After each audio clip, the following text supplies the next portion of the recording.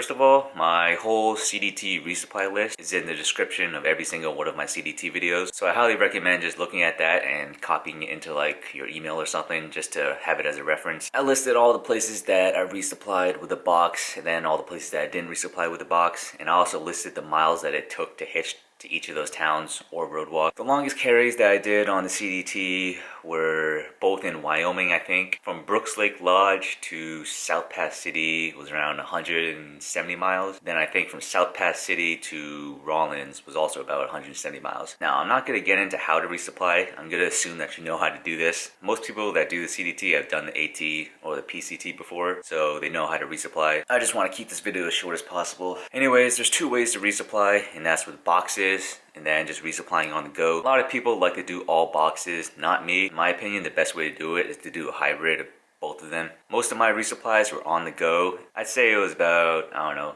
70-30 resupply on the go. Personally, I'm not very picky about resupplying anywhere on any trail. I've done so many resupplies in gas stations and I have no issues with it. If you're a really picky eater or you have some kind of dietary restriction, then you're probably gonna set more boxes than I did. Now, resupplying on the go is really subjective. There were a few places I resupplied at that I thought were great. Then I talked to other hikers about it and they thought it sucked. I remember one of these places was at a store, or the only general store in Leadville. The store is pretty well stocked in my opinion. I could have done an easy full resupply out of there. But I was talking to another hiker and he thought the opposite. So again, if you're really not a picky eater, I don't think you're gonna have a hard time resupplying in any towns. Now, some people use bounce boxes. I personally never used one before. If you don't know what it is, it's pretty much a box where you keep all the stuff that you don't exactly need for the next section, and you take that box and you send it further down the trail to where you're gonna be. And then once you get to that trail, or once you get to that town, you take what you need out of that box and then you send it even further up the trail. So you're just bouncing it ahead of where you're gonna be. Personally, that kind of seems like a hassle, so I never did it. Now, there's a few spots on the CDT where you can save a ton of time if you just send a box instead of hitching into town. I did that for almost all of these because I really wanted to save money.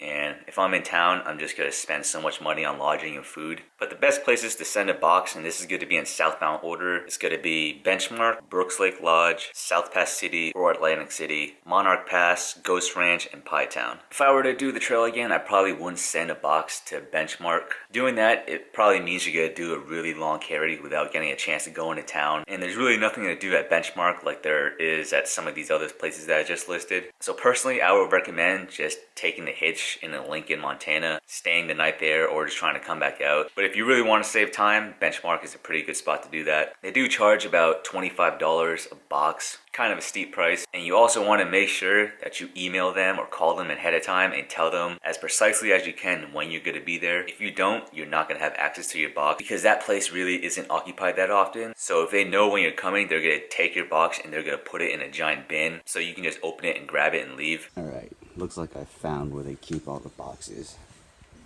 Right in this giant bear box right here. Now I just gotta fish mine out. There were a few hikers who didn't notify them and they weren't able to get their box, which really sucks. Now, Brooks Lake Lodge is another good place to send a box if you don't want to hitch in a Pinedale, which I heard is a pretty tough hitch. I sent a box there and I don't regret it. The place is literally right on trail, so accessing it is pretty easy. All right, here it is, Brooks Lake Lodge. Honestly, I thought it'd be way bigger with how expensive it is. If you're wondering what this place is, it's a lodge obviously, but it's a really expensive lodge. So personally, I don't think you're gonna stay there unless you're really rich. I think the cheapest prices were around $300-400 for a single night, so it's not really geared towards hikers. Now, South Pass City or Atlantic City is another spot if you don't want to hitch into Lander. Both of these places are kind of on the trail. South Pass City is right on the trail. Atlantic City, you have to walk I think like a mile or so off the trail. A lot of people don't know that they do accept boxes there. I remember Yogi didn't put that in her book last year, so I never knew, but you can send a box there. If you're going southbound, I think Atlantic City is about 5 miles after South Pass City. Now, both of these places have the word city in them, but that couldn't be further from the truth. There's really absolutely nothing to do in either of these places. It's pretty much in the middle of nowhere, but I think it is worth a visit if you want to. South Pass City is kind of like an outdoor museum, which is kind of cool. Man, this place is actually pretty cool. Nice little museum.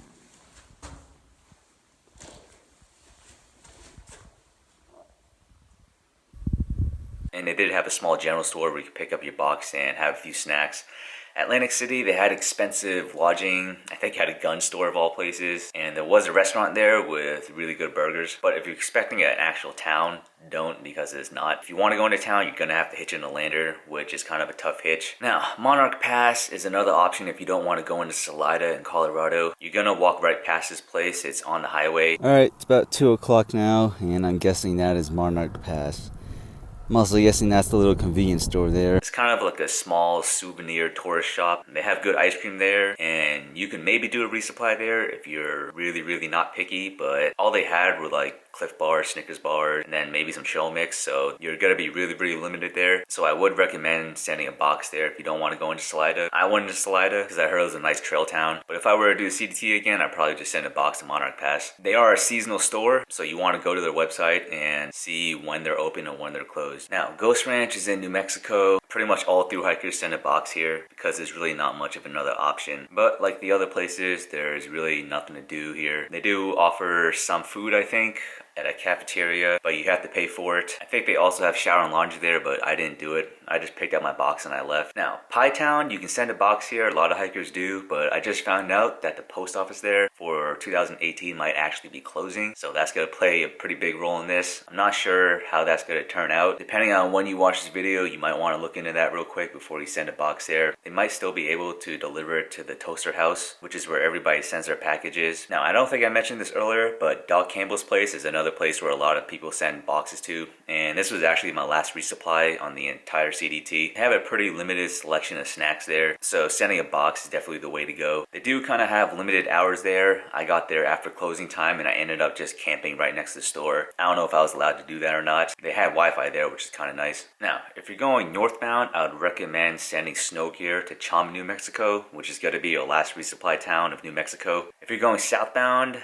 I would recommend sending it to Rawlins, which is about 100 miles before you get to Colorado. Some people will send their stuff to Steamboat instead, which you could do, but I wanted to play it safe, so I just sent it a little earlier to Rawlins. Now, as far as figuring out how much food I needed in those boxes, what I did was I took the miles in between those two towns, and then I just divided it by 25, assuming that I did 25 miles a day. And if you do this, you always want to underestimate how many miles you're actually going to be doing. So I knew that I'd be doing more than 25, so I underestimated it just to give myself a little cushion in case something happened. So if you average about 20 miles a day, go with the assumption that you're gonna do 15 to 18 miles a day. Now, 25 miles actually ended up being way too low for me. Every time I got to my resupply boxes, I always ended up with way too much food than what I needed. CDT was a lot easier to hike than I thought it would be. So I was doing pretty much 35 miles right off the bat. When I resupplied on trail, I would just make the assumption that I was gonna do 30 to 33 miles a day. So that way I had about the right amount of food that I needed. All right, I think that's all I had about resupplying on the CDT. I put this video together pretty quick, so I have a feeling I left out a lot of information. So if you do have any more specific questions, just send me a message or just leave a comment below. But overall, resupplying on a CDT is just like resupplying on any other trail. It's really no different. When it comes to the CDT, everybody thinks everything is going to be so much harder when it's really not. If you didn't have a problem resupplying on the PCT, then you're probably not going to have a problem resupplying on the CDT.